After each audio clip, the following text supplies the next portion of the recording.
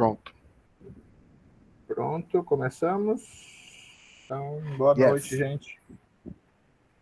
Ok. Good evening, all. Boa noite a todos. Na semana passada, nós focamos na unidade 1, aí começamos a questão eu até compartilhei com vocês aqui o nosso plano de disciplina, justamente o plano de trabalho, na verdade, para a gente poder, retomar, para alguns que não estiveram na aula passada, poder ter uma ideia do que foi tratado na aula passada, para que não fique aquele gap, não fique aquele intervalo, aquele intervalo entre uma aula e outra, para que vocês se situem, para que a gente possa retomar, e continuar nosso curso, tá? Então, na aula passada, como diz o nosso plano de trabalho, deixa eu só... Eu tenho que me acostumar um pouquinho aqui com o computador. Então, é do período inicial que a gente falou, e hoje a gente vai falar das origens democráticas, tá? Então, o 2 a gente fala do período romântico, são os ensaios dos poetas, e o 3 é a ficção, tá? Aí, o que acontece? Além de eu vou fazer um fast recap, quer dizer, eu vou passar o slide passado rapidamente, não vou me deter muito nele, só para a gente retomar e relembrar o que foi trabalhado há uma semana atrás, certo? Vou continuar com o que seria hoje as origens democráticas, mas antes de eu entrar nas origens democráticas, eu vou mostrar para vocês, a gente vai fazer uma breve leitura do Pecadores, na mão de um Deus irado, e um pouquinho da autobiografia do Benjamin Franklin. Tá? Então, basicamente, a aula de hoje vai ser uma pequena recap, uma recapitulação do que foi o período inicial colonial americano, rapidinho. Depois eu vou fazer o quê? Vou mostrar para vocês o texto, os dois textos que já estão disponíveis no CIGAR, tá? Rapidamente também, vai fazer a leitura rápida, e aí a gente vai entrar nos origens democráticos e escritores revolucionários, certo? Então, a aula hoje vai seguir esse roteiro. Então, deixa eu aqui para minha apresentação. Aí eu vou colocar o slide. Tá?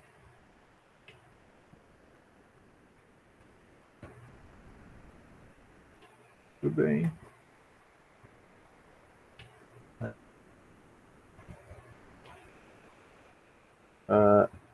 Compartilhar o slide. Vamos nessa. Bom, então tá aí o slide. Eu peço a vocês também que façam o favor para mim. Eu coloquei na... Deixa eu terminar, acho que não compartilhou ainda.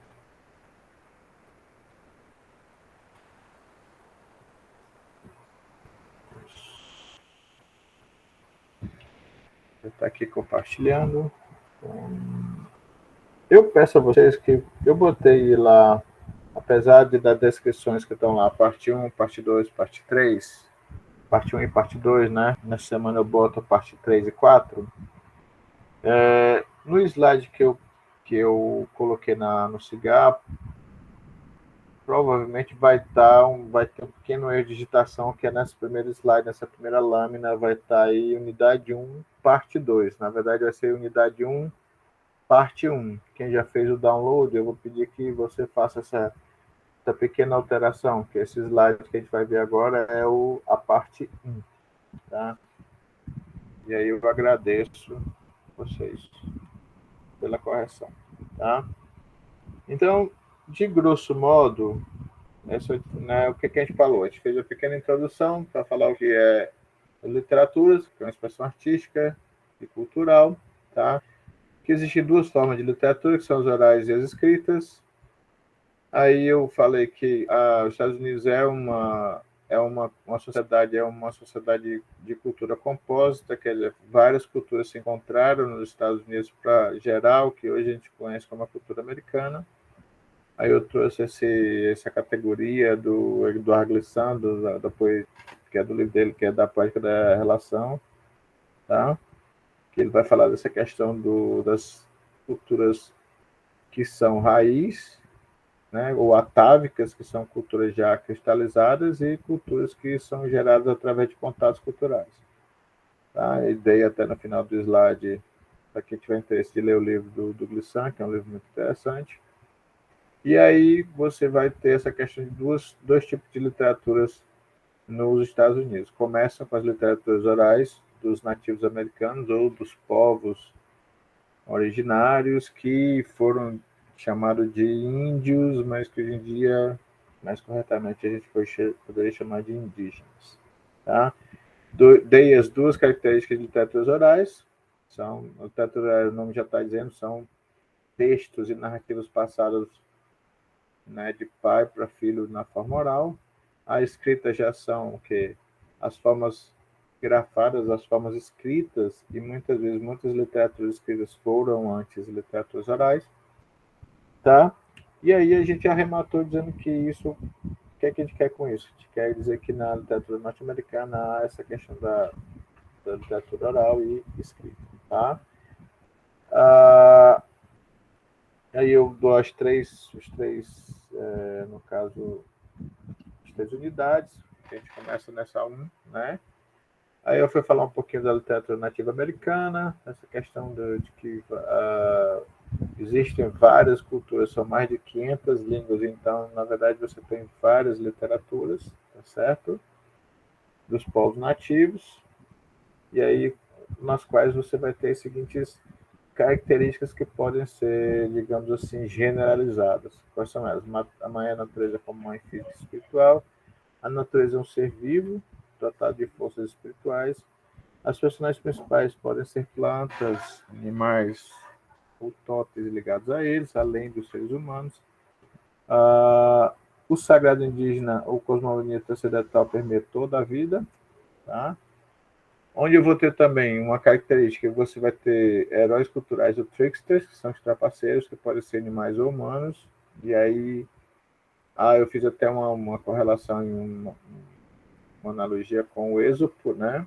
Tá certo? Só que a diferença é que nas fábulas de Êxopo você tem uma moral, sempre uma moral que geralmente o personagem animal ele é bonzinho e tal, enquanto que nos tales, nos contos de tricksters dos nativos americanos não existe essa dicotomia bem e mal, tá?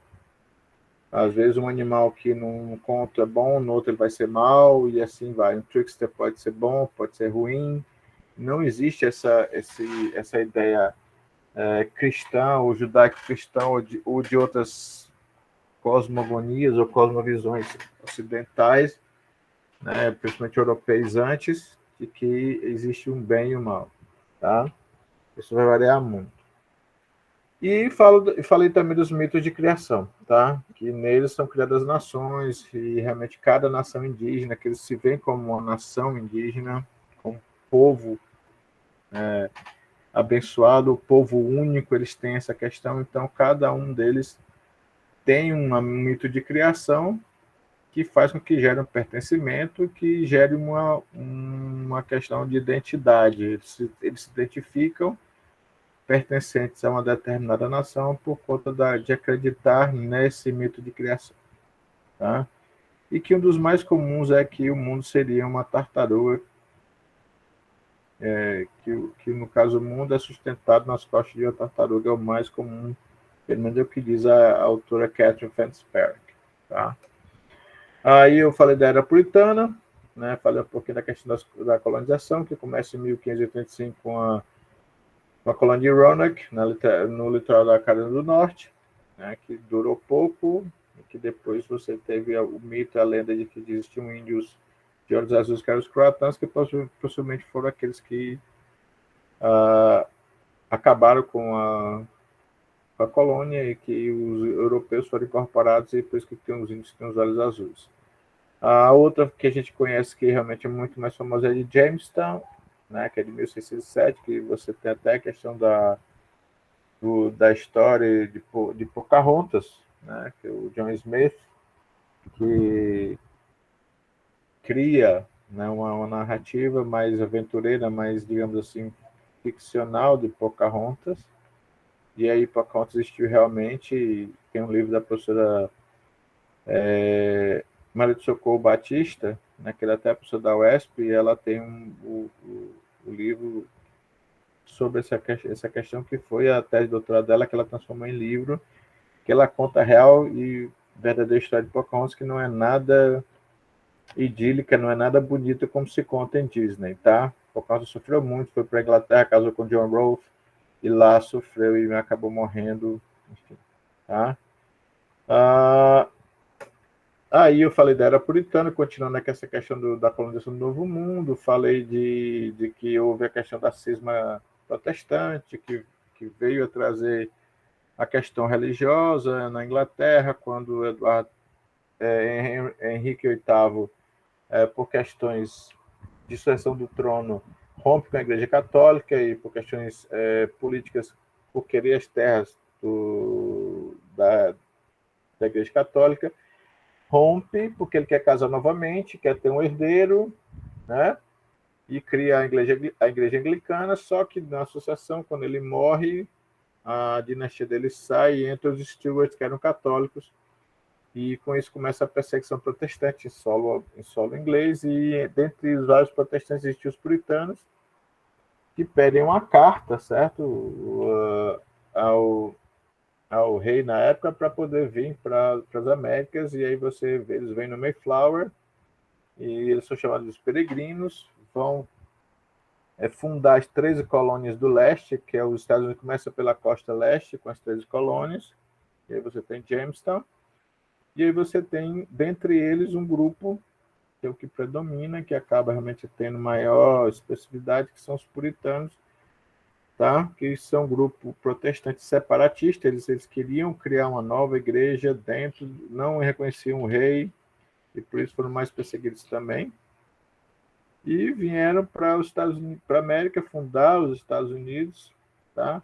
E eles tinham como principal objetivo fundar a cidade de Deus, ou um estado onde Deus predominasse, que teria uma teocracia, e aonde eles viriam, e eles tinham como filosofia trabalhar e orar.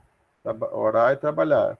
A questão de você não se envolver com jogos de azar, com dança, esse tipo de coisa. Então eles viviam de acordo com as escrituras, tá? Então, é como eu disse, eles eram separatistas, né? São peregrinos, vêm no Mayflower. Eles eram os mais rígidos, porque eles tinham a questão da pré-determinação, diziam que tinham pessoas que nasciam para ser ricos e outras pobres, tá? Que você salvava pelos atos através do que dizia as escrituras. E tinham como grande modelo de vida a diligência, que é trabalhar muito, economizar, gastar pouco, não se envolver com coisas que ele chamava do demônio, que é dançar, jogar cartas, sorrir, esse tipo de coisa, e que disso veria prosperidade. Tá? E é disso também que é fundada a sociedade americana no capitalismo, através desse ideal puritano. Tá? E para eles, as únicas formas de arte, seja música, literatura, eu botei arte e música por aí, né?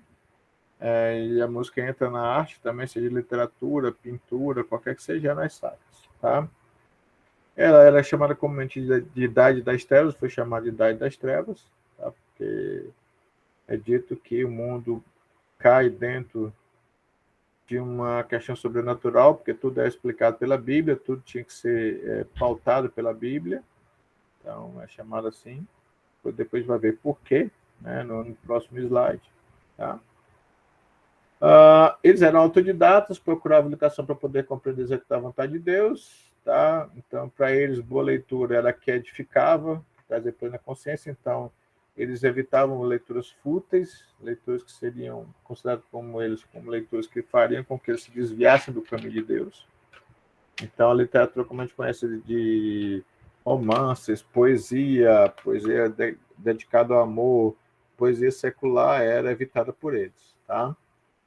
Então, a gente parte dessa premissa, a gente pode dizer o quê? Que algumas características são, as obras literárias deles iam de poesia metafísica, quer dizer, a poesia que envolvia espiritualidade, que envolvia Deus. Você tinha diários caseiros, a maioria escrito por mulheres, tá? E até a geografia. O que é uma geografia? A história de santos. Você tem a Magnalia Christi americana, do Cotton Mather, nada mais é do que uma geografia. Ele vai contar as histórias dos santos. Tá? E a própria crítica diz que por ele realmente colocar elogiar bastante, elas se tornam pedantes.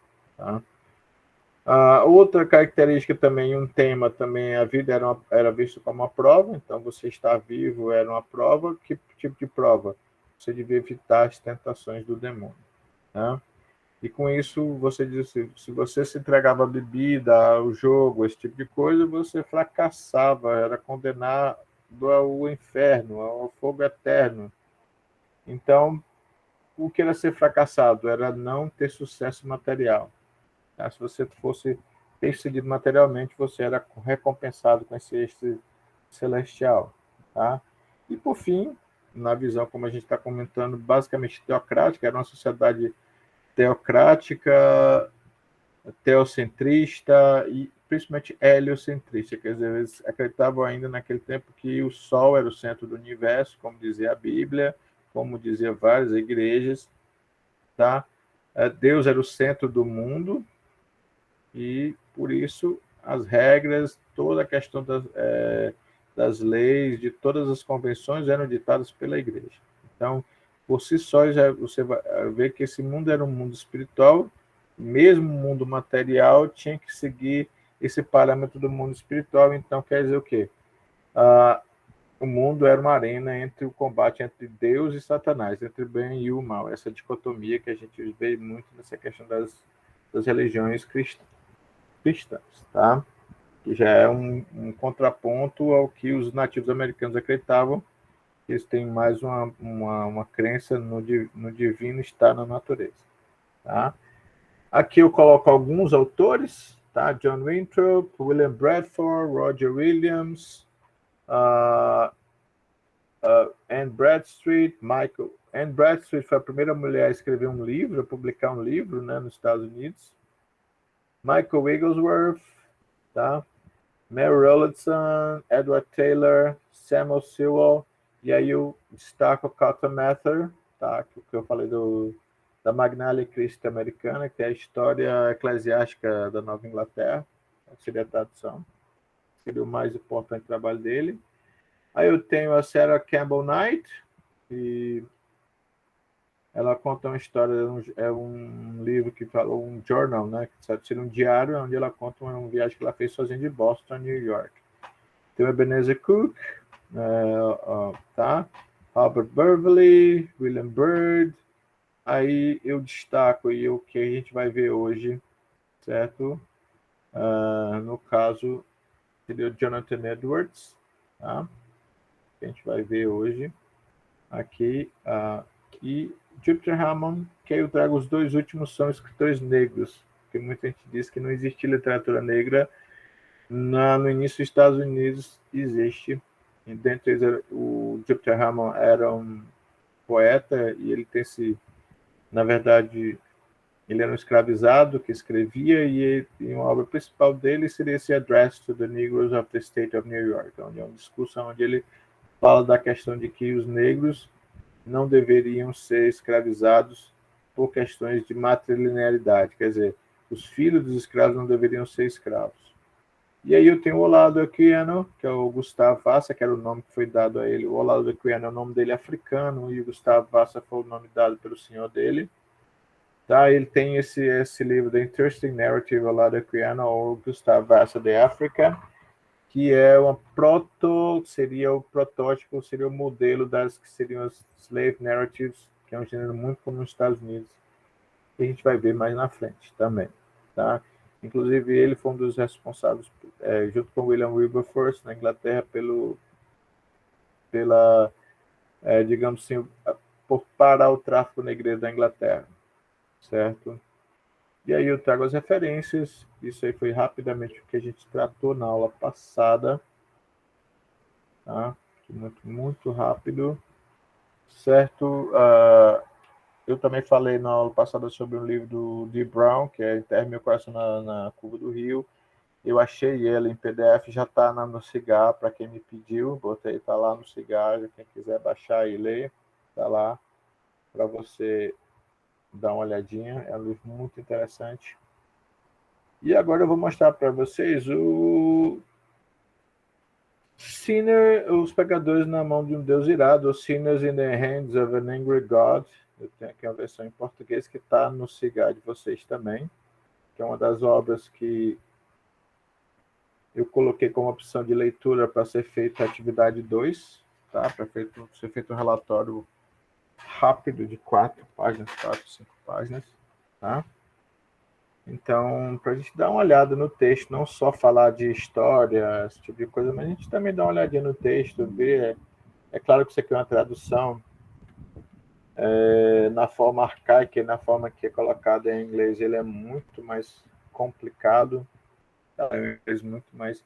É um inglês do século XVII, tá? Então, não é um inglês tão, digamos assim, não é tão, assim, digamos, acessível, tá? É um inglês que, digamos, que seria de fácil compreensão, porque ele traz uma série de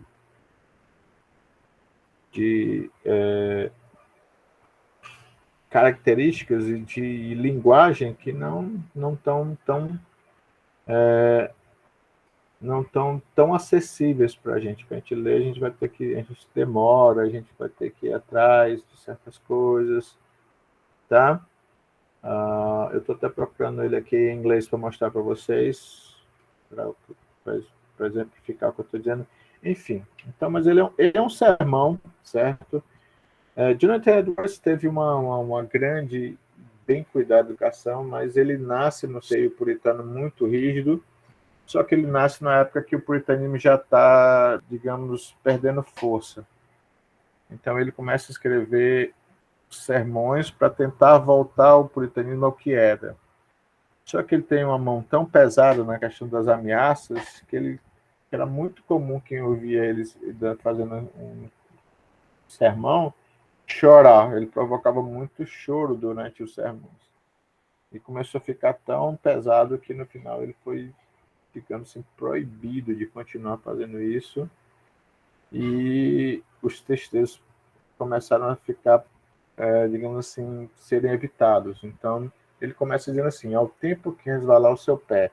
Ele faz aqui uma epígrafe do Deuteronômio 32, 35. Aí ele começa dizendo assim: nesse versículo, a vingança de Deus é ameaçada sobre os israelitas, ímpios e crédulos, que, embora fossem um povo visível de Deus, vivessem debaixo dos meios de graça e, apesar de todas as obras maravilhosas de Deus em benefício deles, permaneciam, conforme o versículo 28, sem juízo e entendimento.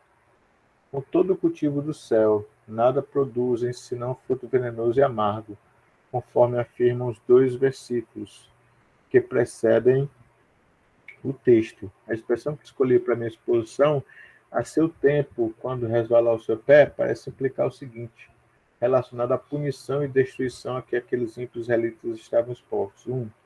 Estavam sempre expostos à destruição, da mesma maneira que alguém quer permanecer ou anda em lugares escorregadios, está sempre exposto à queda. Isso está implícito na maneira que a destruição vem sobre eles, sendo representada pelos seus pés escorregando. O mesmo é expresso no Salmo 73,18. Certamente tu os puseste em lugares escorregadios, tu os lanças sem destruição. 2. Implica que estavam sempre expostos à súbita e inesperada destruição, à semelhança do que anda em lugares escorregadios, está a todo instante sujeito a cair, não podendo prever em momento algum se a seguir estará de pé ou no chão, e quando cai, cai imediatamente sem aviso. Isso também está expresso no Salmo 73, 18, 19. Certamente tu os puseste em lugares escorregadios, tu os lanças em destruição, como cai na desolação quase no momento. Ficam totalmente consumidos de terrores. Outra coisa implícita é que estão sujeitos a cair por si mesmos, sem serem derrubados pela mão de outrem, da mesma maneira que o que permanece anda em terreno escorregadio, de nada precisa além do próprio peso para derrubá-lo. Que a razão de ainda quarto, que a razão de ainda não haver caído e de não cair agora é apenas que o tempo apontado por Deus não é chegado. Pois está dito que quando esse tempo devido aos ignados chegar, seu pé resvalará. Então serão abandonados à queda, para que já estão inclinados por seu próprio peso. Deus não mais os sustentará nesses lugares escorregadios, mas os abandonará. Então, nesse exato instante, cairão na destruição. À semelhança do que permanece em ladeiras escorregadias, sobre a beira de um precipício, não pode permanecer sozinho, e quando é abandonado, imediatamente cai e está perdido. A observação a partir das palavras que agora insistirei é: aí ele traz a doutrina. Não há nada que mantenha os ímpios um só momento fora do inferno, senão a mera boa vontade de Deus. Então, isso aqui é só um exemplo do que seria o texto, né, e a questão de como a literatura, um dos mais consagrados e mais conhecidos é esse texto do Jonathan Edwards. Você vê claramente a tentativa dele coagir, dele tentar usar a danação do inferno como uma ferramenta para levar aqueles que ele chama de ímpios desviados para o quê? Para o caminho de Deus. Então, é uma literatura. Você vê a grande conhecimento da Bíblia que ele tem, ele cita a Bíblia direitinho para ir fundamentando cada argumento que ele vai colocando no texto. Tá, eu vou mostrar para vocês aqui, eu consegui achar o texto em inglês. Então, eu vou mostrar para vocês aqui o texto em inglês. Tá? Para vocês darem uma comparada nele em português. Deixa eu... Não é uma janela, não. Desculpa, é uma guia. Tá aqui.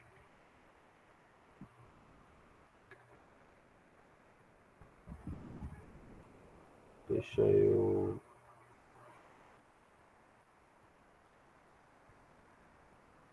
Tá aí. Aí você tem, ó, ele dizendo, na sermon preached that the foot shall slide in due time.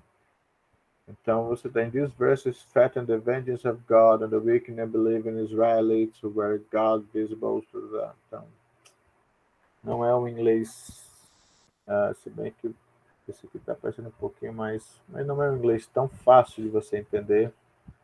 Ele traz as citações da Bíblia, as citações da Bíblia vêm no inglês arcaico, certo? Então, você vê justamente as características que a gente estava colocando durante a primeira parte, que seria essa característica do quê? De uma literatura mais basicamente voltada para a religião, tá? Onde o objetivo do artefato artístico é levar a palavra de Deus e convencer e converter pessoas. É como eu disse para vocês, só que ele pesou muito na mão, tanto que as pessoas choravam muito quando viam ele fazendo, com medo das ameaças, né? Porque era muito pesado. E ele acabou sendo, digamos assim, banido e não tendo mais como fazer esses sermões, já que a sociedade tinha se transformado, não aceitava mais aquele tipo de situação, tá? E aí a gente, como eu disse no começo, era chamada de Idade das Trevas. Por quê? Porque dizem que as artes mergulharam numa escuridão total, já que você não podia fazer poesia que não fosse dedicada a Deus, prosa dedicada a Deus, os diários eram dedicados a essa questão de Deus, né, para poder edificar, para poder, enfim. A música também era para adorar a Deus, assim como as artes plásticas, o teatro, que não existia, não havia nenhum tipo de diversão. Então, por conta disso, essa época é chamada Idade Puritana ou a Idade das Trevas. Só que toda a sociedade, com o passar do tempo, ela vai evoluindo.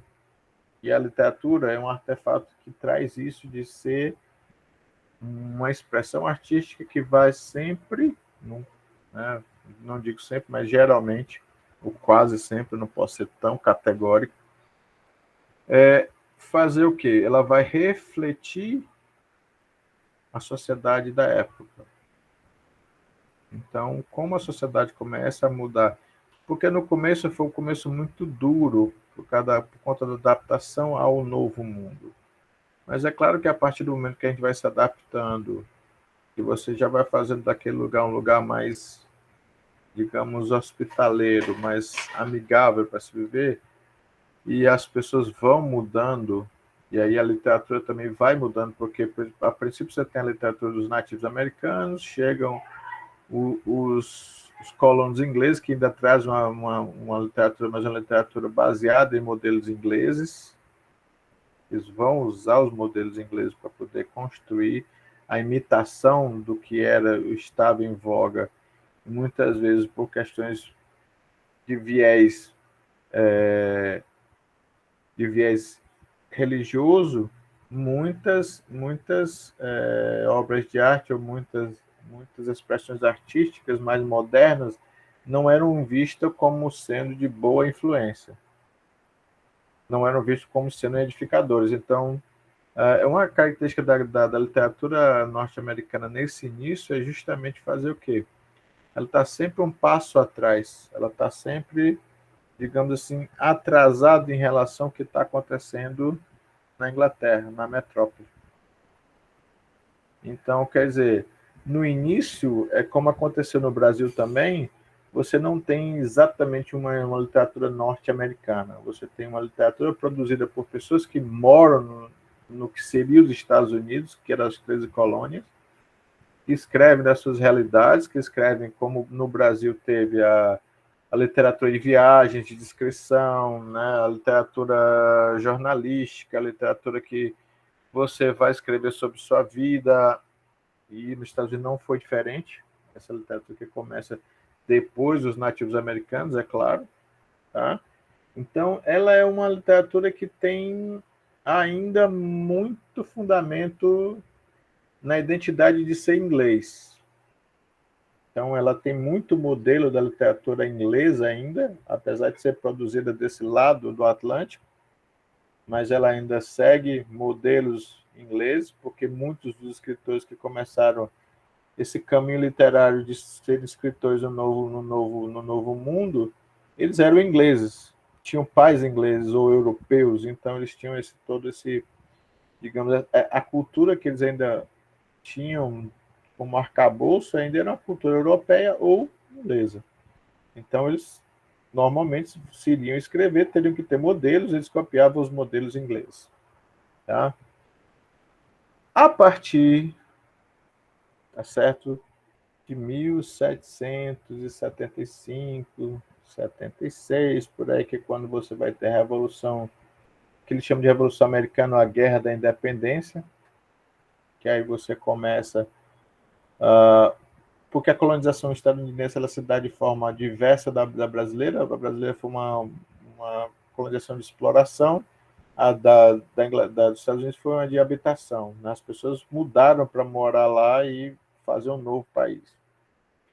Então, começa a ter muitos maiores... Se aqui nós tivemos vários atritos, lá os atritos foram maiores ainda porque eles se viam muito mais explorados, já que eles estavam produzindo tudo e a metrópole estava simplesmente sugando tudo deles.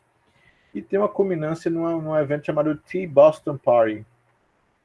Boston Tea Party, desculpa, que seria a festa do chá de Boston.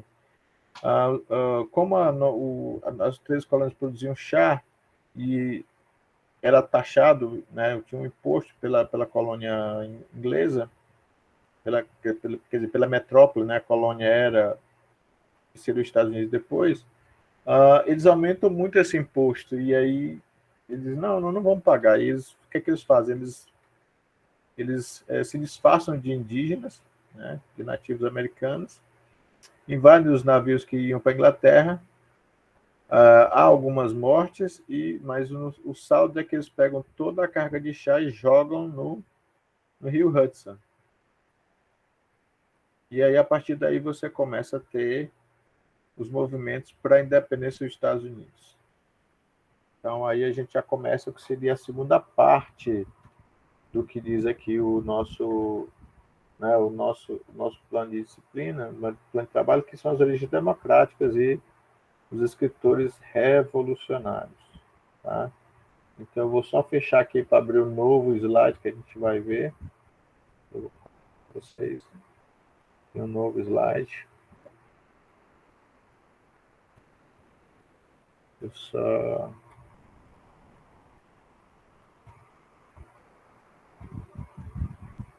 Então a gente já começa o quê? A ter uma realmente do que seria a nação americana em si. Não mais uma nação que era colônia. Começam as insatisfações, começa todo um novo pensamento, a criação de um nacionalismo estadunidense, a gestação de uma nação americana, não mais inglesa, tá? Onde você vai ter indivíduos ou sujeitos que vão começar a pensar não mais como ingleses, mas como estadunidenses, como norte-americanos, tá? E aí a gente começa a realmente pensar em outras coisas que não mais como ingleses. A gente começa a pensar no que seria uma literatura que vai partir de novas ideias, de novo solo. Tá? Deixa eu ver se eu consigo abrir aqui. Eu estou tentando abrir aqui para poder compartilhar o slide. Eu estou aqui apanhando um pouquinho do. Vamos lá, agora vai dar certo. Tá? Vamos ver se vai dar certo agora. Não deu. Eu não estou entendendo o que está acontecendo.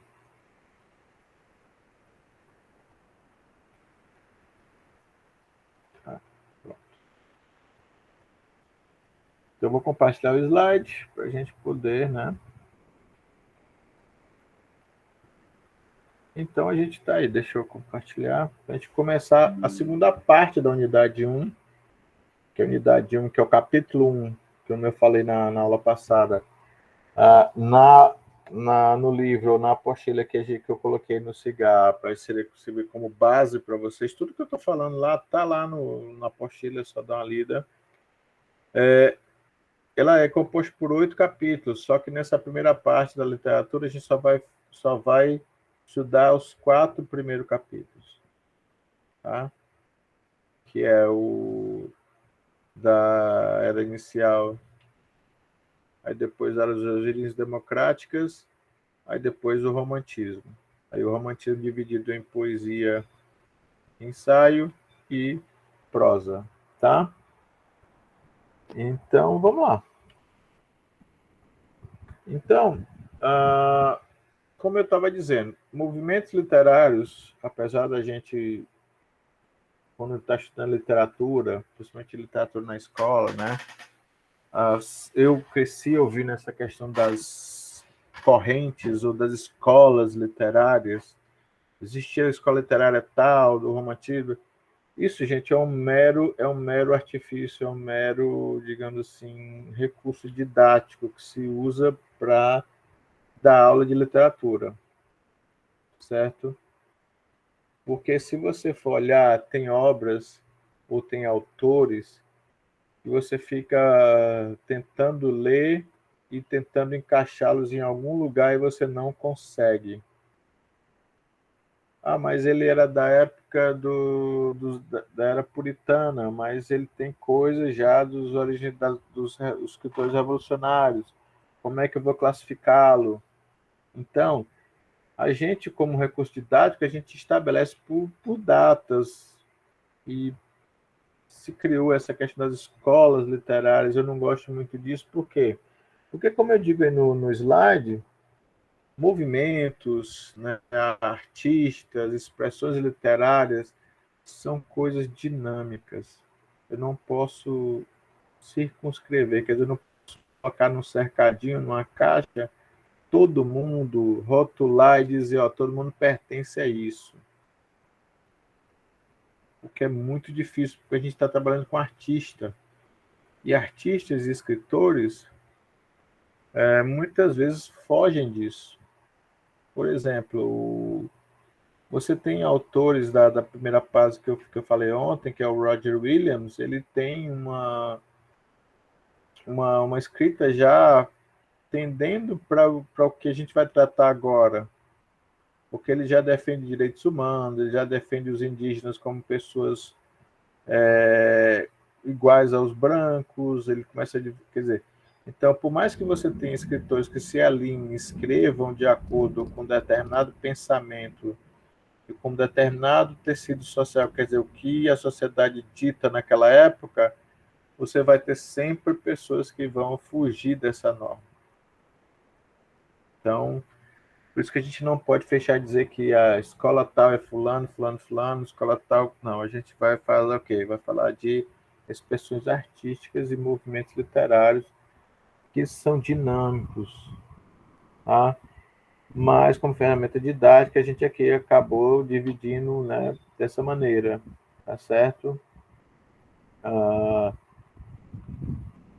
Então a gente tem de uma época da Idade das Trevas, onde a espiritualidade, onde a religião, onde era uma época teocêntrica, é uma época heliocêntrica praticamente.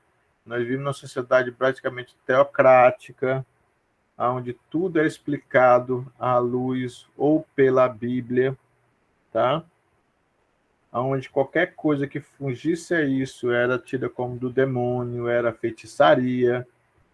Mas você tem, nessa mesma época, na Europa, um movimento que vem da Revolução Francesa, certo?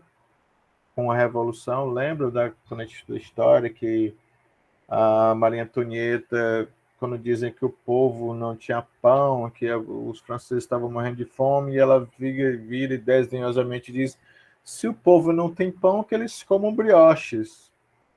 E por conta disso, você vai ter a Revolução Francesa, com a queda da Bastilha, onde a França deixa de ser uma monarquia, e é 1789, final de século XVIII para século XIX, que aí você tem um movimento que traz, principalmente com um outro teórico também, com outro livro importante à época, que é o Discurso do Método, do René Descartes. René Descartes escreve o Discurso do Método, que é um livro que vai basear toda a questão do método científico, e a partir dele você começa a pensar o mundo de maneira científica, não mais como algo sobrenatural, que as coisas são explicadas não só na Bíblia, mas fora da Bíblia, através das ciências.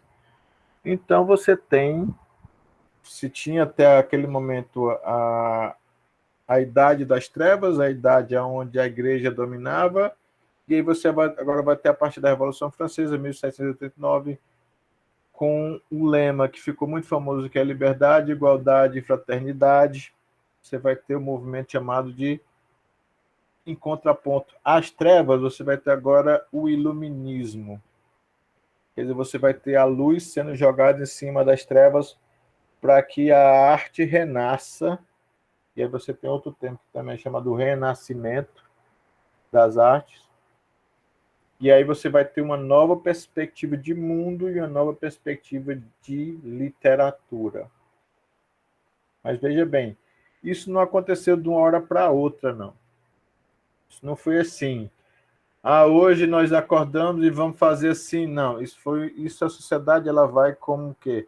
Ela vai se transformando até chegar num momento em que essa mudança se dá e aí parece que aconteceu de uma hora para outra. Mas não foi de uma hora para outra, tá? Então ele vai dizer o quê? Aí ele vai dizer o seguinte, tá? Então, qual é a característica do iluminismo? O iluminismo não se tem mais uma sociedade teocêntrica, a religião sai e começa a ter o quê?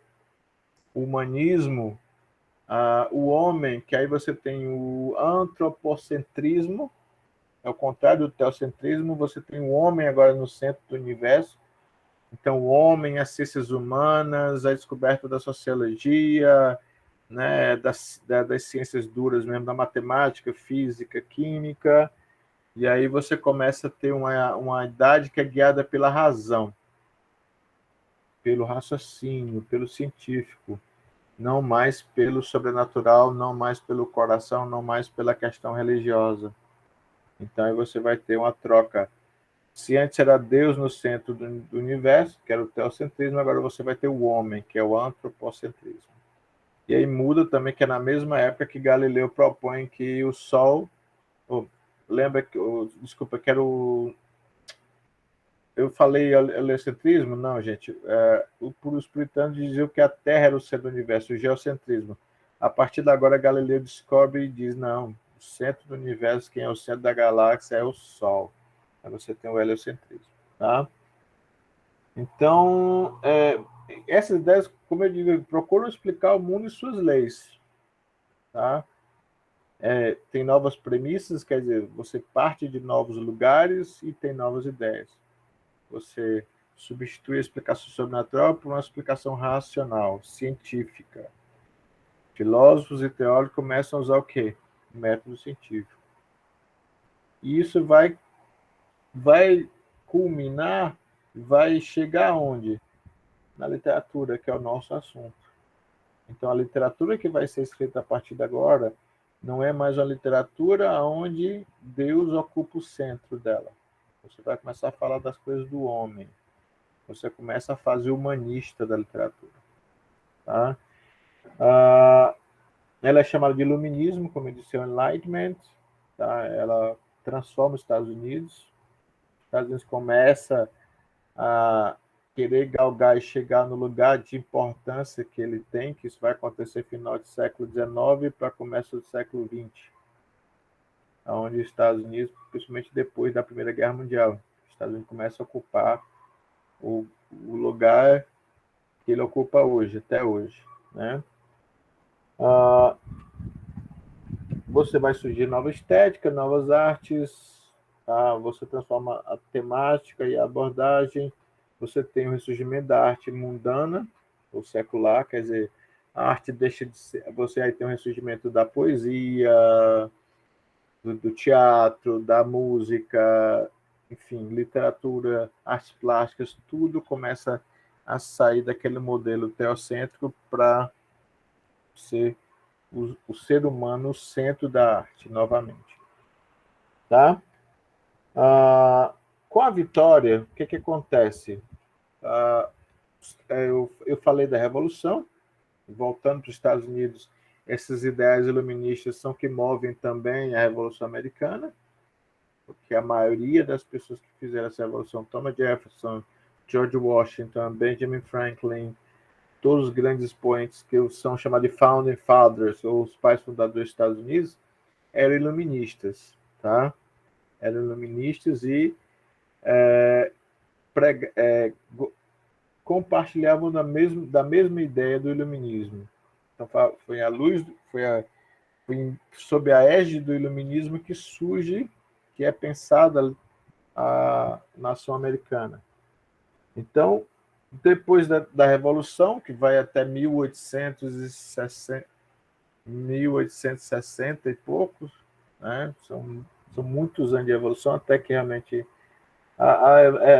os Estados Unidos é declarado independente a partir do segundo Congresso Continental, 1776, só que não é uma coisa que vai ser aceita, digamos assim, de pronto pela Inglaterra, vai levar um tempo até que realmente essa revolução termine e o país seja declarado independente realmente. Tá? Mas com a vitória, o que acontece? Você começa a ter um nacionalismo brotando dentro do coração daquelas pessoas que antes eram colônias dos Estados Unidos.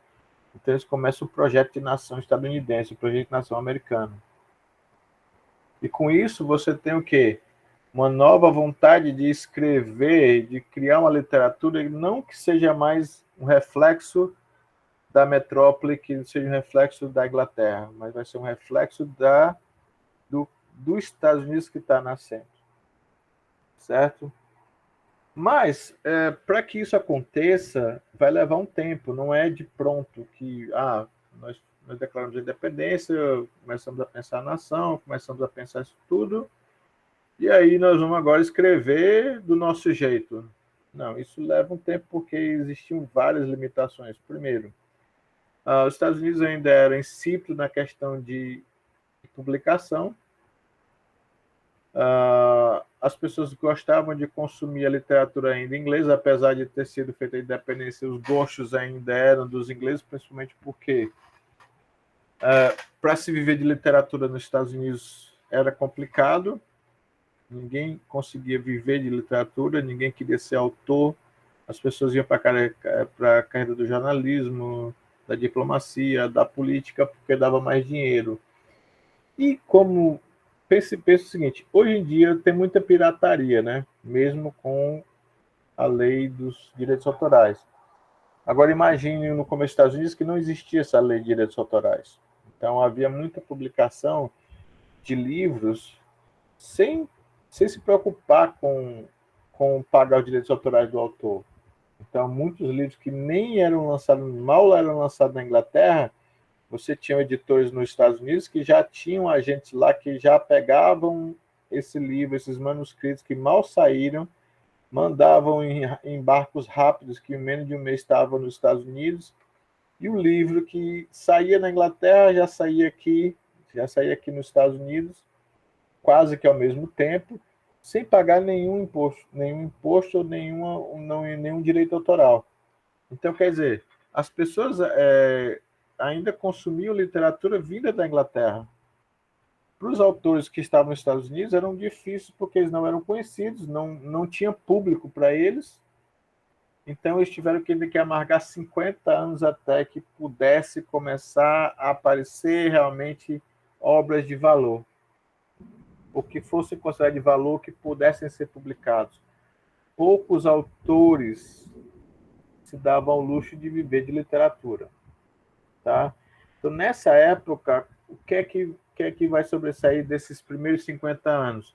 Textos políticos, discursos, a própria Constituição dos Estados Unidos, enfim, coisas relacionadas com a Revolução, que se deram durante, né, e após a Revolução.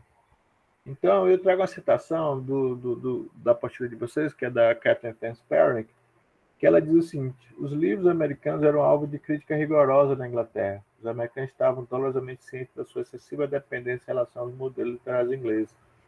A busca de uma literatura própria tornou-se obsessão nacional, segundo o editor de uma revista americana por volta de 1816.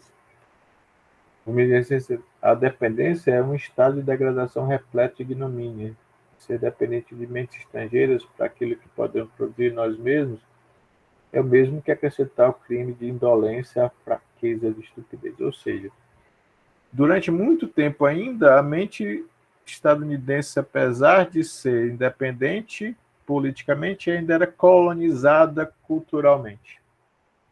Quando a gente fala de uma mente colonizada, é o quê? Quando você ainda tem como parâmetros de cultura, comportamento, de sociedade da metrópole. Quer dizer, você não se livrou ainda completamente dos parâmetros sociais e culturais da Inglaterra. Então, os Estados Unidos ainda eram a Inglaterra. E viam com maus olhos os autores estadunidenses ou americanos. Tá? E aí eu continuo dizendo, trago outras assim, as revoluções culturais são muito diferentes das militares, porque ao contrário da segunda, a primeira não pode ser imposta e deve nascer de experiências compartilhadas pela sociedade. Foi necessário mais de 50 anos, lembra que eu disse até que os Estados Unidos atingiram a maturidade cultural e pudesse florescer a primeira geração de escritores. Aí você vai ter Washington Irving, James Fenimore Cooper, Ralph Waldo Emerson, Herman Melville, Emily Dickinson, para citar alguns. Então, segundo a Vance Perrin, também ele diz assim, podemos assim caracterizar os autores da literatura revolucionária das origens democráticas, imitação excessiva dos modelos britânicos e clássicos. Os autores foram conscientes de que não poderiam encontrar as raízes e a sensibilidade americana. Aí eu botei entre parênteses, cor local dentro de si mesmo. Existe dentro da literatura uma categoria chamada de cor local. Cor local seria, na verdade, o quê? Quando você começa a escrever a partir da sua perspectiva, do seu mundo e do seu lugar de inserção daquela sociedade. Lembram? Antes era só cópia. Quando é que começa a ter cor local? É quando eu começo a escrever a partir da perspectiva propriamente dita americana, estadunidense. Aí eu vou ter o que seria o que eu poderia chamar realmente de literatura americana. Tá? Então, como está colocado aí, revoluções culturais são diferentes, elas não são impostas. O iluminismo só conseguiu se firmar por causa da insatisfação e da limitação que o puritanismo impunha na sociedade. As pessoas queriam mais, estavam insatisfeitas com as explicações que tinham, estavam insatisfeitas com a sociedade que tinham. Então, aí você começa a ter essas movimentações culturais para mudar a sociedade. E, com isso, uma das formas é a literatura. A literatura é tão vista como tão perigosa por muitas pessoas, por quê? Porque ela muda mentes, ela muda formas de pensar, de encarar. A literatura é uma tecnologia tão poderosa que, se nós pudéssemos e nós tivéssemos acesso mais a ela, nós transformaremos mais o nosso dia a dia, a nossa realidade. E muitas vezes os governos e as pessoas não querem que se tenha acesso por conta disso. Porque ela é muito mais forte, porque se você estudar bastante a literatura e a história do Ante, muita gente pensa por que eu não preciso saber da história. Precisa sim.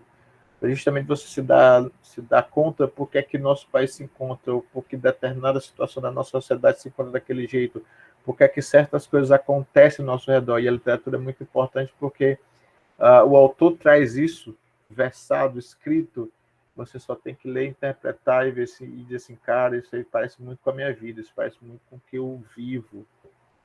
E parece muito com o que está acontecendo hoje. Né? Opa, vamos lá. Então, a gente continua dizendo nessa toada. Por ter nascido ingleses, os escritores revolucionários pensavam em agir como ingleses. Não tinham ainda a consciência literária. Quer dizer, a consciência literária dele, quer dizer, pensar deles como literatos, como escritores, ainda estava muito conectada com a metrópole, com a Inglaterra. E ainda continua muito na fase da imitação. Continua imitando os modelos ingleses até um certo ponto. Tá? E aí eu trago aqui alguns autores, certo? Que a gente pode ver que ainda estão nessa toada da questão dos ingleses. Por exemplo, Benjamin Franklin. Eu destaco muito Benjamin Franklin. Por quê? Porque ele é além de ter sido um tipógrafo, era um dos poucos que podia publicar seus trabalhos, já que ele tinha uma tipografia, né? Ele tinha um lugar onde podia imprimir seus livros. Ele era, além de humanista, que é autodidata, que aprendeu várias línguas, aprendeu a escrever em várias línguas, a ler em várias línguas, entendeu? Que tem um cabedal de conhecimento. Ele vivia nos dois mundos, tá? E como eu digo que as coisas são dinâmicas. Ele tinha os ideias do iluminismo, mas ele também tinha característica do puritanismo. Qual era a característica do iluminismo? Ele é um cara que pensava tudo de forma científica, racional, mas ele agia usando a diligência e a rigidez dos puritanos. Tá? Por exemplo, essas duas obras que estão citadas aí, The Autobiography. The Autobiography é um livro que ele escreve nos primeiros anos da vida dele, que ele escreve para o filho dele. É como se fosse um livro de autoajuda que ele escreve para o filho dele ler e ter uma ideia de como vai começar a vida. Tá? E o Poor Richard's Almanac é um livro que era muito popular na época, porque era um almanac. Ele publicava com certa periodicidade. Nele você tinha... É como o Perpetuário Lunar. Tem um livro que sai no Nordeste que é Lunário Perpétuo. E é um livro que tinha no Nordeste, onde você tinha as fases da Lua, como plantar. Lá nesse livro do Poor Richard's Almanac, você tinha lições de moral, você tinha lições de como ficar rico, enfim, ditados. Ele era muito espirituoso com as palavras. Tem uma que eu gosto muito que é do livro, que é do Poor Richard's Almanac, de outros livros que ele tem de aforismo, né, que ele gosta muito dos aforismos.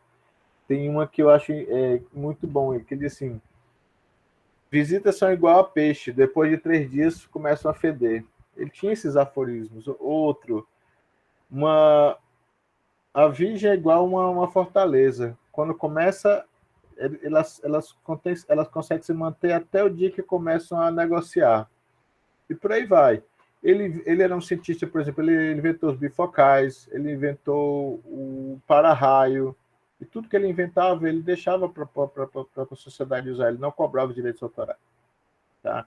Ele é o primeiro self-made man, quer dizer, Benjamin Franklin é considerado o primeiro homem que se fez sozinho. Quando a gente começa a ler a autobiografia dele, você vê como é que ele foge do irmão, que ele era aprendiz, quase um servo, quase um escravo do irmão. Ele foge de onde ele morava para morar na Pensilvânia para abrir a própria biografia dele.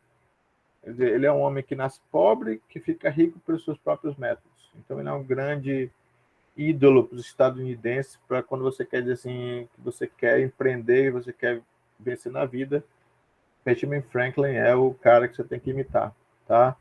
Você tem o Hector St. John de Crèvecoeur, que é um cara que é francês, mas que escreveu 10 cartas falando sobre como ser um fazendeiro americano, mesmo ele não sendo americano. Aí você vai William Bartram, Thomas Paine é muito importante porque ele, na época da Revolução, existia uma escrita de panfletos políticos muito grande, e o mais comum esse dele aí, o Common Sense, teve 100 mil cópias impressas. Tá? É um cara muito importante nessa questão, porque esses panfletos eram lidos em voz alta para a comunidade, para insuflar, para poder dar mais moral, para poder ser vencida a Revolução. Thomas Jefferson escreveu, é um dos Founding Fathers, né, com suas notas sobre o estado da Virgínia, onde ele escreve a Virgínia, tá? Aí você vai passar pelo Hugh Henry Breckinridge, John Trumbull, que escreveu esse Fingal, que seria é uma obra satírica que teve várias impressões também, que era baseada no Hudibras, que é outra obra satírica, que foi muito bem aceita tanto nos Estados Unidos quanto na Inglaterra. Timothy Dwight, não é tão expressivo. Philip Freneau, ele era, na verdade, um grande poeta neoclássico. A poesia dele ainda era uma cópia da poesia neoclássica inglesa. Aí eu trago uma afro-americana, na verdade, uma africana, que foi trazida para os Estados Unidos como escravizada, que é a Phyllis Wheatley, que ela escrevia também como Freneau, neoclássico, mas ela também já trazia o sofrimento de ser escravizada e negro nos Estados Unidos, especialmente nessa primeira obra, que é On Being Brought from Africa to America. Você trazer mais ou menos livremente em ser comprada e trazida para a África, para os Estados Unidos, onde ela vai falar das suas agruras, dos seus problemas, tá? Então, você vê bem, ó, 1753 já tinha Afro-American Literature, quer dizer, literatura afro-americana, tá? Joe Barlow, Royal Thaler. Royal Thaler é um dramaturgo, escreveu uma peça The Contrast, tá? Aí eu tenho Hannah Foster, que já seria uma mulher que escreve sobre a história de uma menina que é ludibriada, né? Que é seduzida pelo noivo, depois é abandonada, tem um filho e morre, que é The Coquette. Susan Rowson, também, que foi a primeira, digamos, escritora profissional dos Estados Unidos. Aí a obra mais famosa dela é essa aí, Charlotte Temple. E aí eu tenho agora também o primeiro escritor estadunidense, que seria considerado estadunidense mais profissional, que é o Charles Brockden Brown. Ele morre novinho, mas ele escreveu essas 4 obras em tempo de 2 anos, que eram obras góticas, tá? Mesmo imitando um pouco ainda o estilo europeu, mas ele trazia o jeito dele de fazer isso. Eu tenho aí, falando de artigos, no caso políticos, você vai ter esse aí, The Federalist Papers, são papéis ou artigos que falam da revolução, da política da época da Revolução dos Estados Unidos, da independência. E aí eu vou trazer, ao final, né, 3 autores, principalmente 2 autores muito importantes, tá? Que são Washington Irving e James Fenimore Cooper. Que, na verdade, são eles que iniciam a tradição e a cor local nos Estados Unidos. Eles iniciam realmente a literatura como a gente conhece ou vai começar a conhecer, com as perspectivas e visão do mundo de literatura estadunidense ou norte-americana ou americana, como alguns preferem chamar, tá? Principalmente porque o Washington Irving, o que é que ele faz? Ele ainda não rompe tanto com a questão da imitação, porque ele pega histórias e lendas europeias, principalmente do gótico alemão.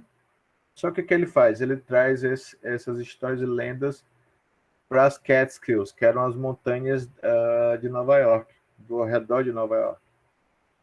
Então ele traz as lendas, as histórias europeias, mas os cenários começam a ser os Estados Unidos. Já é uma ruptura, já é um começo da cor local, tá? As obras mais famosas dele são Rip Van Winkle, que é a história de um cara que dorme 20 anos, aí quando acorda, acabou a Revolução, os Estados Unidos já existe, é os Estados Unidos, e ele vai viver nesse mundo e vai contar essas desventuras, tá? Mas o mais famoso dele é o segundo livro, The Legend of Sleep Hollow, que no Brasil ou na América Portuguesa é traduzido como A Lenda do Cavaleiro Sem Cabeça, que é uma aventura gótica onde você tem um cavaleiro sem cabeça que aterroriza uma cidadezinha chamada de Sleep Hollow, né? Que já é uma história meio gótica de terror, mas que é uma lenda que existia na Alemanha, mas que ele traz e bota nos Estados Unidos. O próximo é o James Fenimore Cooper. Ele sim, ele já rompe com a estética e com os heróis, porque para o Washington Irving era difícil procurar onde eu vou ter os castelos, onde é que eu vou ter as coisas para poder criar a minha história, para criar minha narrativa e criar minha literatura. Cooper, não, ele pega e diz, não, eu vou simplesmente romper com toda a estrutura, com tudo que é posto na literatura europeia, e vou começar a botar além do cenário, porque ele tem cinco romances, tá? Que o mais famoso é esse aí, The Last of the Mohicans, onde você tem o primeiro herói estadunidense propriamente dito, o primeiro herói americano, como se fosse o herói, o cavaleiro que existia na Europa, é esse cavaleiro, só que ele é o quê? Ele é o pioneiro, ele é o desbravador, ele é aquele homem solitário das fronteiras americanas. Ele é o protótipo, ele é o precursor do que seria o cowboy, né? Baseado no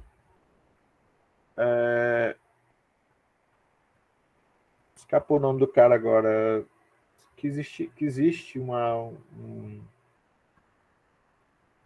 eu lembro de um dos nomes, Crockett, Bonnie Crockett, eu acho que é isso, que ele é o cara da fronteira, era o cara que vive na fronteira, ele não é civilizado, ele não gosta da civilização, ele não gosta dos acampamentos, ele vive se movendo, quando começa a ficar muito urbano, ele começa a se mudar para outro lugar, tá? Então,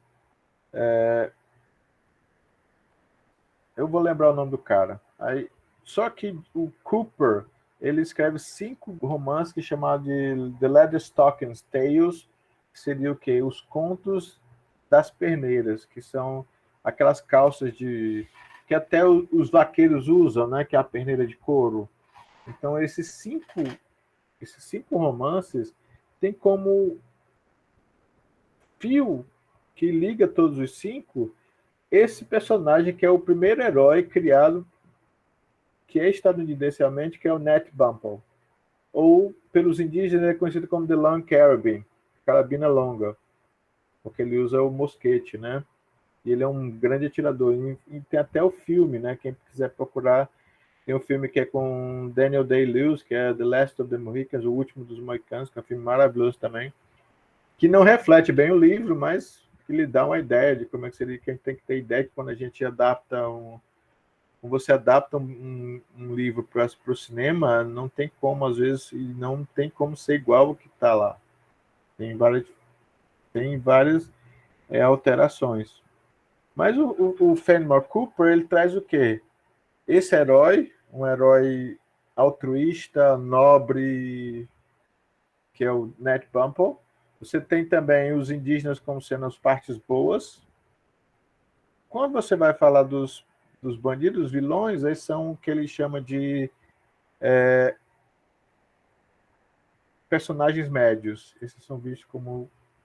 E é sempre aquela questão da conquista do Oeste pelos Estados Unidos. Das ondas, por exemplo, quando chega o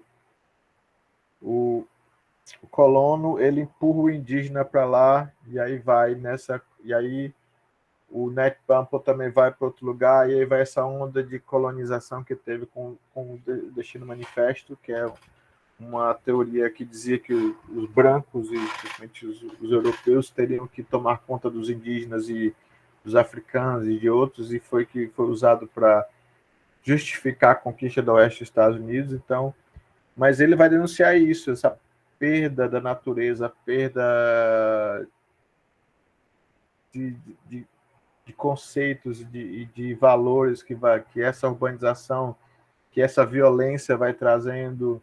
Então, o James Fenimore Cooper traz essa questão de ser o primeiro a escrever realmente usando a localidade, as pessoas dos Estados Unidos que está nascendo, um herói tipicamente estadunidense. Então ele é o cara que funda o local realmente. Quando você vê que o modelo de literatura que ele está criando é um modelo que se destaca, se destaca quando eu falo, se desconecta totalmente da literatura inglesa, tá? Eu tenho o William Cullen Bryant, que também não era um cara que não tinha muita expressão, tá? E a gente fecha, isso são as referências, tá? E a gente tratar basicamente por hoje era isso, né? E aí eu abro para que vocês possam fazer perguntas, questionamentos. Queria mostrar também aqui rapidamente uma obra também que eu trouxe também para vocês darem uma olhadinha, que é a autobiografia do Ben Franklin, que também está lá no... Além disso, também está lá também o Último dos Mohicanos, que também está na plataforma, né? Então aqui eu tenho o livro, que é um livro curto, né? Tem 20 e poucas páginas, pra você ter uma ideia. Aí tem o que aqui? O livro tem 4 partes, no final eu acho que tem só uma pequena parte, eu acho que só tem a primeira parte, né? Mas que dá uma ideia do que seria o livro.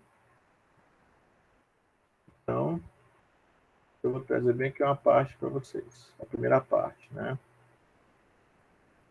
Mas eu vou ler rapidamente só. Querido filho, sempre gostei de conhecer pequenas histórias acerca dos meus antepassados. Talvez te recordes das perguntas que eu fazia aos meus familiares, enfim, aqueles que nem me restavam, quando estavas comigo na Inglaterra e da viagem que fiz com esse propósito. Por isso, pensando que te seria igualmente agradável conhecer as circunstâncias da minha vida, muitas das quais te são ainda desconhecidas. Na expectativa de uma semana de lazer interrompido do meu atual do meu atual retiro de campo, vou sentar-me e pô-las por escrito para ti.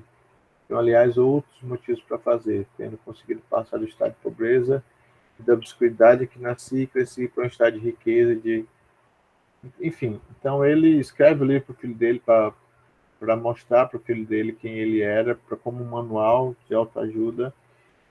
Benjamin Franklin foi um cara incrível porque ele criou um calendário, tipo, o que é muito famoso hoje, que é o chamado planner. Naquela época, Benjamin Franklin já tinha o planner dele, onde ele todo dia ele acordava e antes de dormir, é claro, ele fazia o quê? Ele colocava o que ele queria fazer no dia seguinte. E quando ele estava fazendo a barba, ele via o que é que ele tinha que fazer naquele dia. E no final do dia, quando ele ia se recolher, ele viu o que ele tinha feito ou não. O que ele não tinha feito, ele botava um pontinho negro que precisava ser trabalhado novamente. Então, isso é um pouco da rotina e digamos assim, da disciplina dos puritanos que ele trazia consigo, além de outras coisas. Ele dormia 4 horas por noite só. Então, era um cara diferenciado. Tá? E aí eu fecho, e aí eu abro para as perguntas. Tá? Fiquem à vontade.